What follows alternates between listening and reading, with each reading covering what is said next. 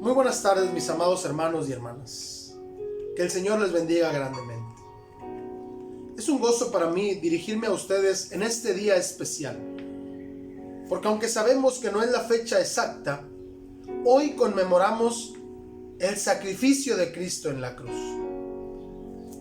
El mundo entero hace una pausa por esta celebración, y tal vez para la mayoría no tenga el significado real, pero para nosotros es momento de recordar las palabras de Jesús en la cruz. Acompáñeme a hacer una breve oración. Padre amado, queremos darte gracias por aquel día en que la historia de la humanidad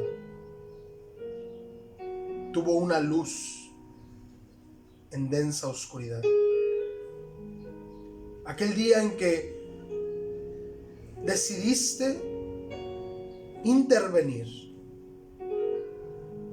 para ofrecer salvación a los que arrepentidos creen en tu Hijo Jesucristo. Gracias, Dios, por enviar a tu Hijo a morir en la cruz del Calvario. Gracias, Señor Jesús, por sufrir lo que nosotros merecíamos, nuestro castigo. Y gracias porque hoy tenemos la esperanza de que un día estaremos contigo por toda la eternidad. Te alabamos, te damos honra y gloria en ese nombre que es sobre todo nombre, de Cristo Jesús. Amén.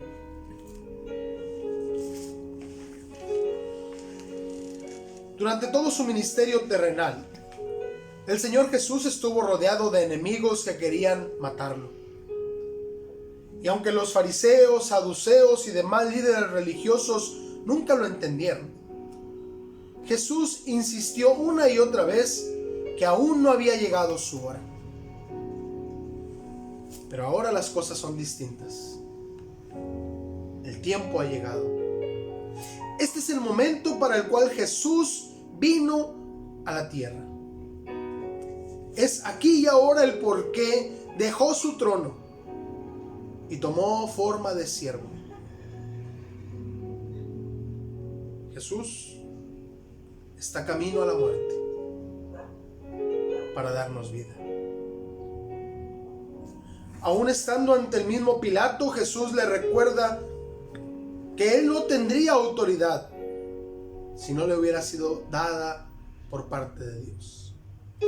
Así que aunque Jesús fue sometido a una serie de más de 6 juicios, todos ellos plagados de ilegalidades, no debemos olvidar que aún en esas circunstancias, Dios está en control de todas las cosas.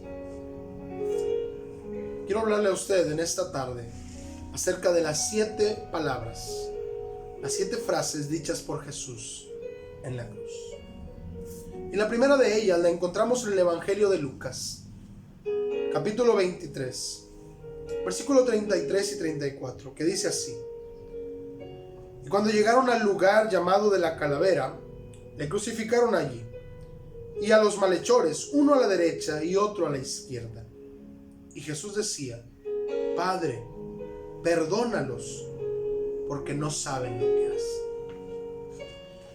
Esta primera palabra es la palabra del perdón. Las profecías se seguían cumpliendo. Se cumplieron en su nacimiento, durante su vida y ministerio, y ahora, al borde de la muerte, las profecías se siguen cumpliendo sobre Cristo Jesús.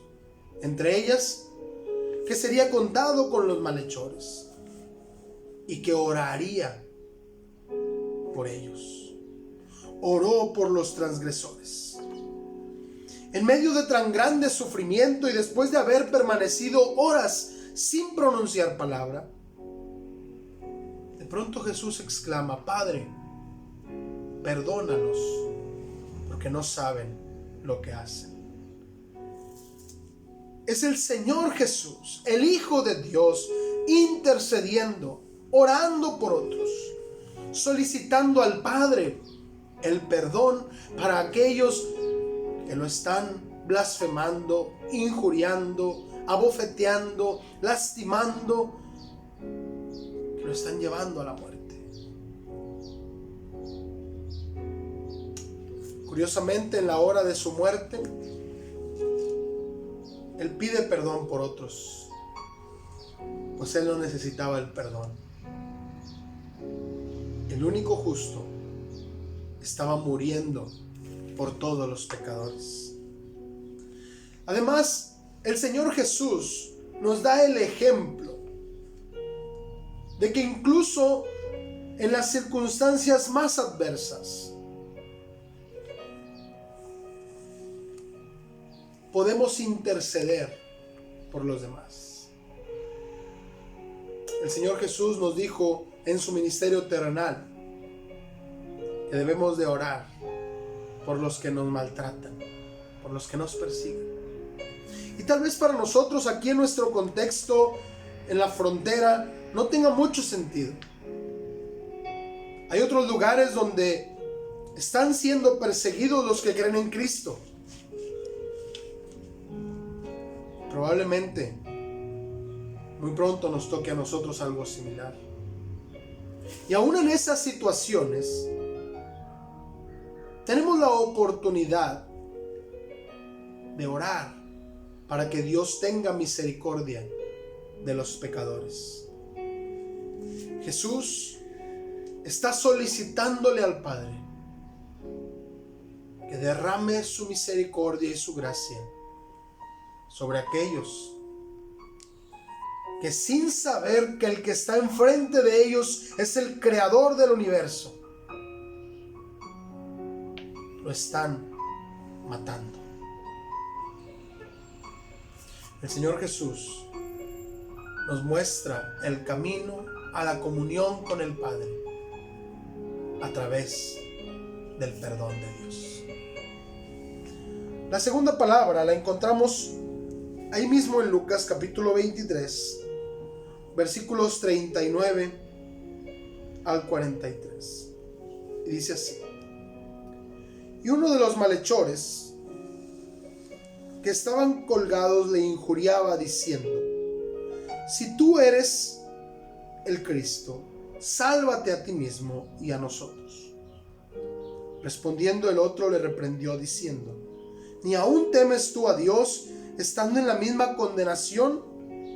Nosotros, a la verdad, justamente padecemos, porque recibimos lo que merecieron nuestros hechos, mas este ningún mal hizo.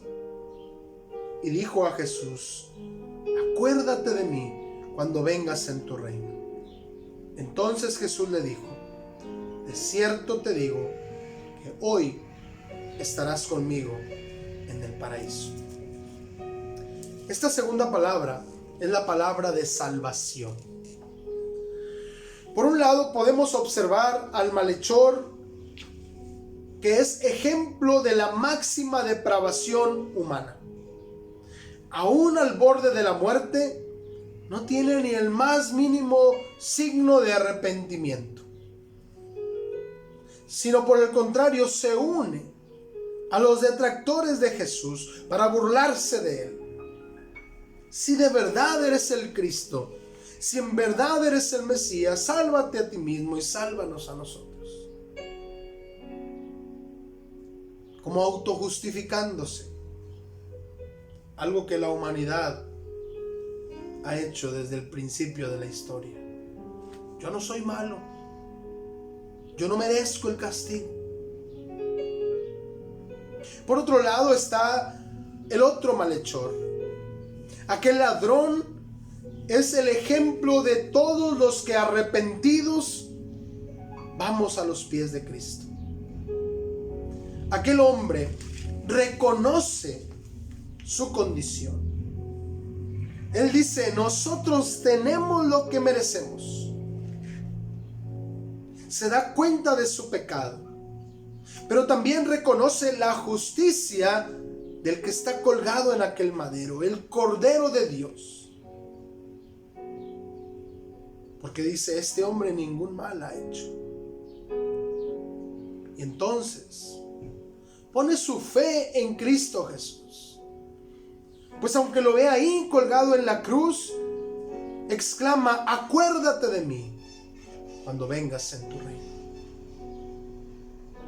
Jesús responde a aquella condición humana de arrepentimiento y fe diciéndole: hoy, no mañana, no después.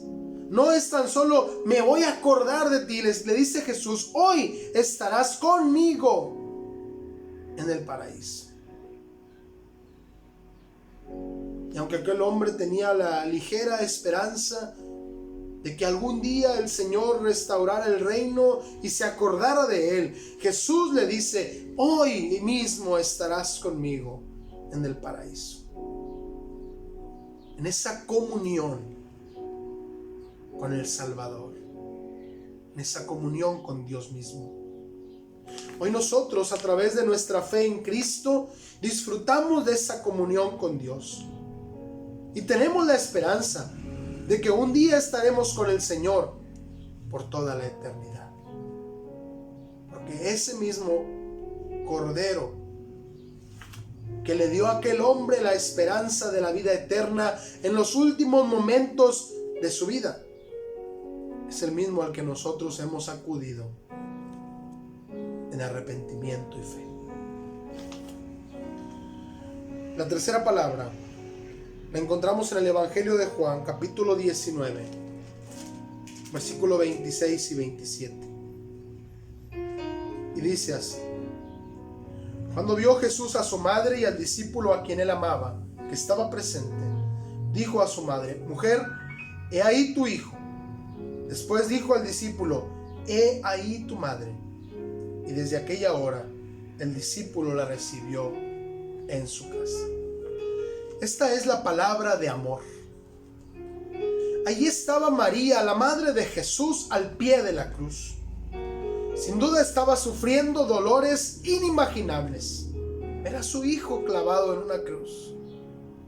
También ahí se estaban cumpliendo profecías.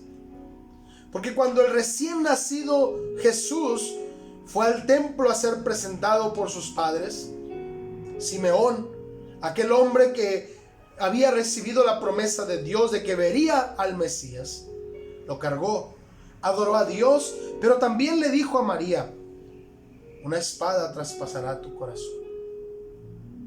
Y aquí estaba María, sufriendo por ver a su hijo clavado en una cruz. Jesús, en plena agonía, se ocupa de su familia. Esto nos recuerda la enseñanza bíblica de que ninguna responsabilidad, ningún ministerio, ningún trabajo nos exime de cuidar a nuestra familia, y mucho menos de honrar a nuestros padres. Según los historiadores, para ese momento en que Jesús estaba colgado en la cruz, José, el marido de María, ya había muerto. Así que Jesús, en su anhelo de honrar a su madre, le pide a Juan, el discípulo amado, que cuide de ella como si él fuera su verdadero hijo. Pero además, en la expresión de Jesús a María, de decirle: mujer, he ahí tu hijo, le está pidiendo a ella que se desprenda de ese sentimiento hacia él. Porque a partir de la cruz, María ha cumplido con su misión de ser la madre del Redentor, del Hijo de Dios. Ya no es más María la madre de Jesús. Ya no es más María instrumento en las manos de Dios. Ha terminado su función. Y ahí en la cruz, Jesús transmite esta enseñanza. La palabra de Dios nos enseña que hay un solo mediador entre Dios y los hombres, y ese es Jesucristo, hombre. Nadie, absolutamente nadie puede acercarse al Padre si no es a través de Cristo Jesús. No hay nadie que pueda aplacar la ira de Dios. Solo Cristo, con su sangre, puede darnos la salvación y la vida eterna. La cuarta palabra la encontramos en Mateo, capítulo 27, versículo 45 y 46. Y dice así: y desde la hora sexta hubo tinieblas sobre toda la tierra hasta la hora novena. Cerca de la hora novena Jesús clamó a gran voz diciendo: Elí, Elí, lama sabactani. Esto es: Dios mío, ¿por qué me has desamparado? Las tinieblas a plena luz del día ya habían sido vistas antes por la humanidad, cuando Dios juzgó a Egipto para libertar a su pueblo Israel. Serán vistas una vez más en el día del juicio final. Pero ahora, en este día, hay tinieblas en pleno mediodía, porque está sucediendo ahí un juicio. Hay un juicio en el cual los juzgados no están compareciendo. Los culpables no están ahí para ser juzgados. Ahí está el Cordero de Dios, recibiendo el castigo que nosotros merecíamos. La copa de la ira de Dios, que debía ser vertida sobre toda la humanidad pecadora, está siendo derramada sobre Cristo Jesús. Él está llevando el pecado de todos nosotros. Por eso exclama esta palabra de angustia: Dios mío, ¿por qué me has desamparado? Esta era la copa, este era el momento que Jesús en su humanidad, estando en el huerto de Getsemaní, clamaba al Padre: Dios mío, si es posible, pase de mí esta copa, pero no sea como yo quiero, sino como tú quieres. Porque aunque sabía que era un momento atroz, aunque sabía que era el momento más angustiante que iba a vivir, estaba dispuesto a cumplir la voluntad del Padre. Además del terrible sufrimiento que ya estaba viviendo, ahora Jesús sufría el abandono del Padre. Jamás se había visto a un justo desamparado, pero ahora el único justo era abandonado por Dios. Dios volteaba su rostro,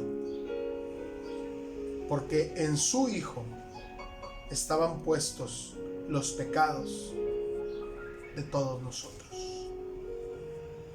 Cristo sufrió la separación de Dios para que nosotros, los que creemos en Él, podamos disfrutar de la comunión con Dios. Para que los que hemos creído en Cristo no tengamos que sufrir jamás la muerte eterna, la separación eterna de Dios. Sin embargo, el mismo Jesús señaló que el que se rehúsa a creer en el Hijo de Dios, la ira de Dios está sobre él. La quinta palabra la encontramos en el Evangelio de Juan, capítulo 19, versículo 28, y dice así: después de esto, sabiendo Jesús que ya todo estaba consumado, dijo, para que la escritura se cumpliese: tengo sed. Esta es la palabra de sufrimiento. Habían pasado casi 6 horas desde su crucifixión y más de 12 horas desde su arresto. Sin duda alguna, su cuerpo ya sentía los estragos de tan horrible maltrato. No era la primera vez que el Señor padecía las sensaciones de su humanidad. Durante su ministerio, se había cansado, había experimentado hambre, sed, sueño, dolor. Y ahora está experimentando sed. Pero su sed es más grande que la simple necesidad física. Por supuesto que su cuerpo está deshidratado, en estado febril y deteriorado. Pero aquella sed física podría haber sido satisfecha con el vinagre que los soldados romanos le ofrecieron. Pero Jesús, aún en esos momentos de agonía, está determinado a cumplir la palabra de Dios. Lo dice la Escritura. Lo expresó su sed, no buscando que se la aplacaran, sino buscando cumplir la palabra de Dios. Es un ejemplo para nosotros. El Señor nos pide a nosotros, sus seguidores, que anhelemos obedecer la palabra de Dios por sobre todas las cosas y bajo cualquier circunstancia. Hoy por hoy, todos los que tengan sed pueden venir a Jesús y encontrar en Él satisfacción. Jesús mismo lo dijo, que el que bebe del agua que Él da, de su interior, correrían ríos de agua viva. Y nosotros lo hemos comprobado. Por el contrario, aquellos que no se atreven a expresar su sed de Jesús se encontrarán un día sufriendo de una sed insaciable por no haber tomado del agua de vida. La sexta palabra la encontramos ahí mismo en el Evangelio de Juan, capítulo 19, versículo 30. Y dice: cuando Jesús hubo tomado el vinagre, dijo: consumado es. Y habiendo inclinado la cabeza, entregó el espíritu. Hasta aquí, la imagen de la cruz ha sido de tragedia. Pero ahora es el momento del triunfo. Esta es la palabra de victoria. Jesús está diciendo: la obra está terminada. Le está diciendo al Padre: la obra que me encargaste la he completado. Pero es también una palabra de esperanza. Por años, el hombre ha dependido de un cordero que derrame su sangre para remisión de sus pecados. El hombre ha dependido de un sacrificio animal para apaciguar la ira de Dios. Pero ahora todo está consumado. Ahora está en la cruz el Cordero de Dios que quita el pecado del mundo. Ya no hay necesidad de que el hombre se acerque a Dios a través de un corderito sacrificado. Ahora el camino al Padre es a través de Cristo Jesús, el único que puede limpiarnos de nuestros pecados. El pecado que nos separaba de Dios ahora puede ser limpiado por la sangre de Cristo, que ha completado la obra para la cual fue enviado. Ha completado el plan de salvación de Dios. Un plan que estaba escrito desde antes de la fundación del mundo y que ahora en la cruz Jesús está consumando, pagando la deuda de pecado de la humanidad. Un pago completo, total y satisfactorio. Ahora podemos acercarnos a Dios con libertad, porque Cristo pagó por nuestros pecados. Y la séptima palabra la encontramos en el Evangelio de Lucas, capítulo 23, versículo 46. Y dice así: entonces Jesús, clamando a gran voz, dijo: Padre, en tus manos encomiendo mi espíritu. Y habiendo dicho esto, expiró.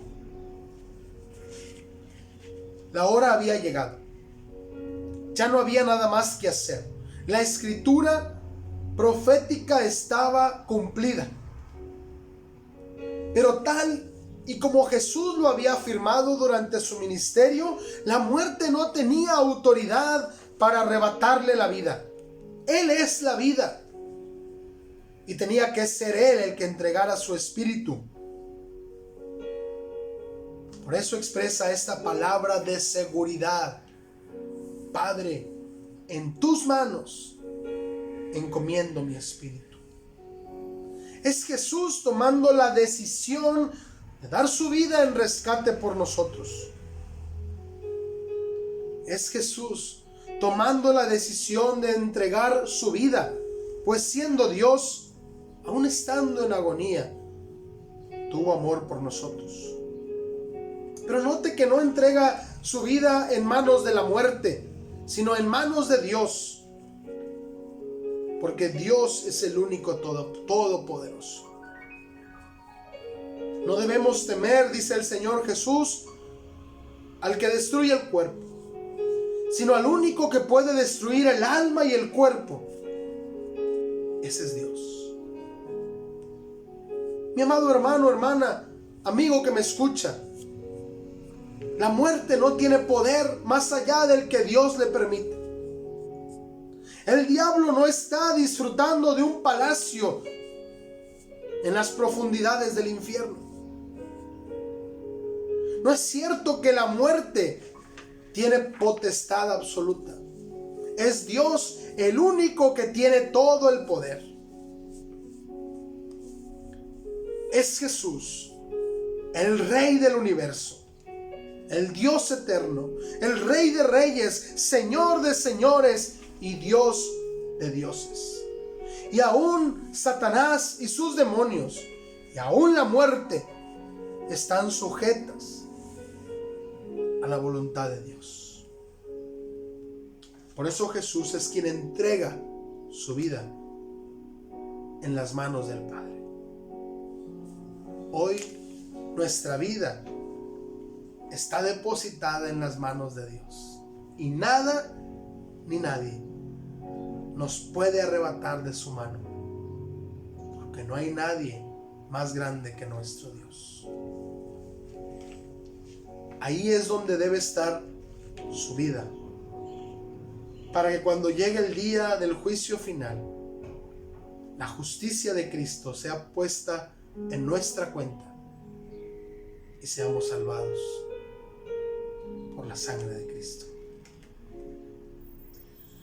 Quiero concluir este mensaje citando las palabras del centurión romano y su compañía de soldados, quienes estando al pie de la cruz fueron testigos presenciales de todo esto. Cuando vieron todo lo que sucedió, exclamaron: verdaderamente este era Hijo de Dios.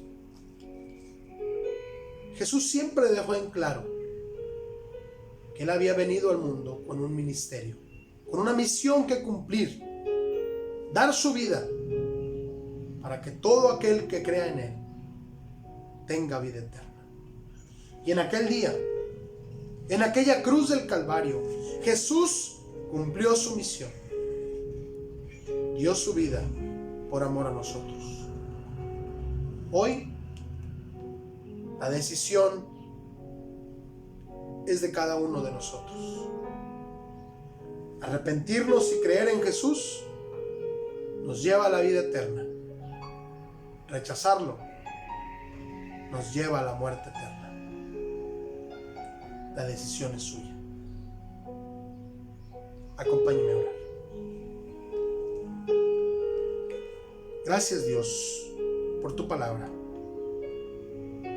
Gracias, Señor, por permitirnos recordar aquellas frases tan significativas dichas por Jesús en la cruz del Calvario. Y gracias, Señor, por ese sacrificio incomparable mediante el cual nos demostró tu amor, que aún siendo nosotros enemigos tuyos, Cristo dio su vida para darnos vida. Permite, Señor, que tu palabra nos lleve a considerar lo grande de tu sacrificio. Permite que tu palabra llegue a aquellos que aún no te conocen, para que escuchen el mensaje de salvación y nazca en ellos el arrepentimiento y la fe para creer en Jesús. Señor, que tu palabra quebrante corazones endurecidos, que tu palabra penetre los pensamientos de aquellos que están sumidos en el pecado y en el error, y puedan conocer a Cristo, el Cordero de Dios que quita el pecado del mundo. Que puedan conocer a Cristo como el Señor y Salvador de sus vidas, para que disfruten como nosotros de la vida abundante que tú nos has dado. Pero ayúdanos a nosotros también, Señor, los que conocemos tu palabra, los que conocemos al Dios verdadero a través de Cristo Jesús. Ayúdanos para vivir nuestra vida como a ti te agrada, para que el nombre de Cristo no sea pisoteado por nuestra culpa, y para que seamos testigos fieles, que podamos anunciar el Evangelio, las buenas nuevas de salvación para todo aquel que cree. Gracias, Señor Jesús, por tan maravilloso regalo, por dar tu vida para salvación de los que creemos en ti. En el nombre precioso de Cristo Jesús. Amén. Jesús vino a este mundo para dar su vida. Un día regresará para juzgar a los que no creyeron en Él. Esta puede ser tu última oportunidad de entregarle tu vida a Cristo, porque Cristo viene pronto por su iglesia. Que Dios les bendiga grandemente.